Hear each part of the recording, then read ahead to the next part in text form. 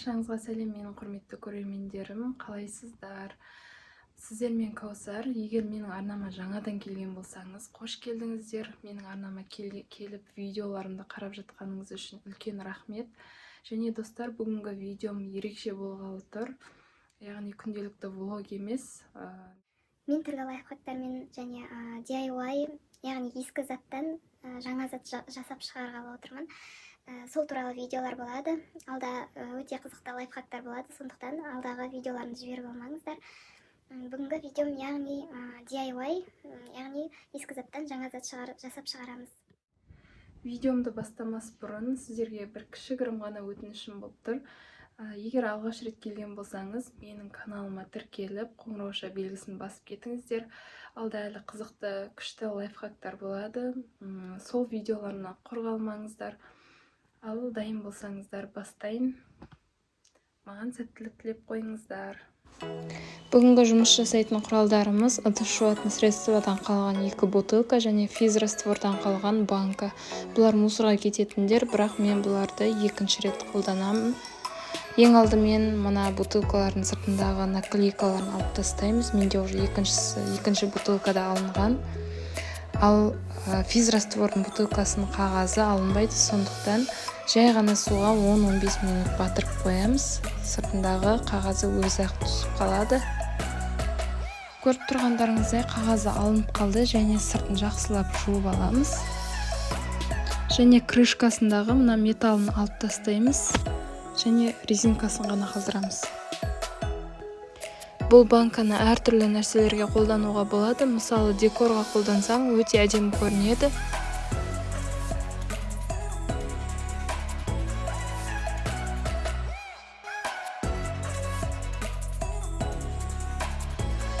Осының алдында осылай спирттің банкасын дәл осылай тазалап декорға қолданған болатынмын. Ол өте әдемі көрінеді. Және осы физраствордың банкасына әртүрлі сұйықтықтар құйып сақтауға болады. Мысалы, сұйық май, уксус деген сияқты. Бұл өте ыңғайлы, пайдалы. Ал келесі кезекте бізде мына 2 бос бутылка. Бұнымен не істейді деп ойлап жатқан шығарсыздар. Алдымен жақсылап жуып тазалап аламыз және ішіне хлор капсуласын салып үстіне су құямыз.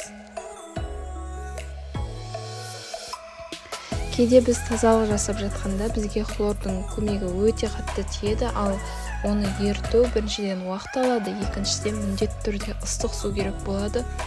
Сондықтан осылай алдын ала ертіп қою мен үшін үлкен плюс.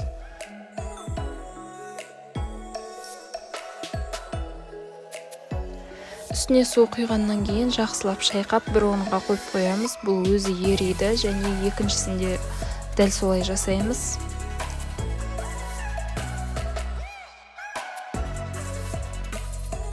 Хлордың ыдысы дайын болды. Сыртына қалағаныңызша наклейка жабыстырсаңыз да болады, жазуға да болады. Келесі DIY бізде мына миниатюрный корзинамен жұмыс жасаймыз. Бұл тойбастардан қалған конфет салынған корзина, бетінде сетка болған, оны алып тастадым. Бізге осы асты ғана қажет болады. Әрине оны мусорға тастауға қимадым және осы инелерім шашылып жүрген болатын. Бұрынғы жастықшасы осылай жыртылып қалды, ескі жастықша, оны ауыстыратын сәт бүгін туып тұр. Және осы жастықшаны жаңартып мақталы вазочка жасайтын боламын. Ең алдымен ескі жастықшаның ішіндегі синтепон мақтасын алып тастаймыз. Мен осындай жұқа мата алып алдым. Сіздер әртүрлі мата қолдансаңыздар болады. Бұл аяқ киім салатын чехолдың матасы. Бұл ескі, яғни қоқысқа кететін. Бұны да пайдаға асырып жатырмын. Алдымен керекті мөлшерде жастықшаны бөліп аламыз және қиып тігуді бастаймыз.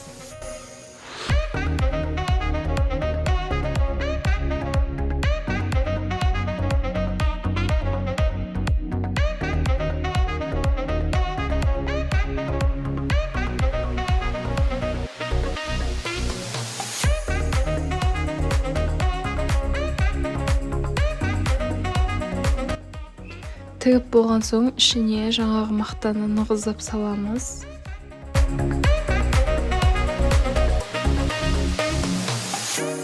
I don't deny there's some strange evolutionary process going on, but mankind won't be destroyed. The fact that you and I are working here today is evidence of that.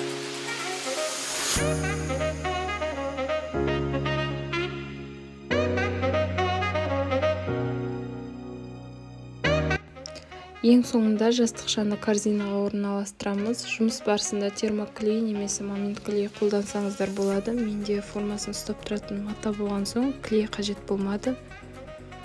Және жастықшаға инелерді орналастырамыз.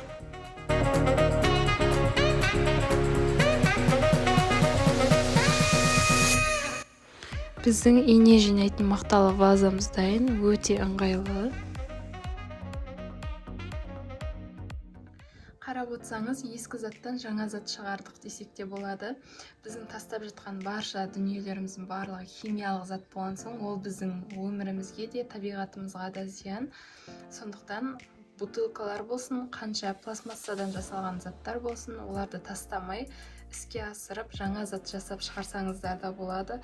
Ол өте өзімізге де, кәдімгі тұрмыстық жағдайымызға да керекті заттар болған соң, ол бізге пайдаға асады. Лайфхактарым сіздерге ұнады деген үміттемін. Видеоның соңына дейін қарағаныңыз үшін үлкен рахмет. Видеом ұнаса лайк басып, комментарий қалдырып, маған тіркелуді ұмытпаңыздар. Сіздермен болған Каусар. Келесі кездескенше сау болыңыздар.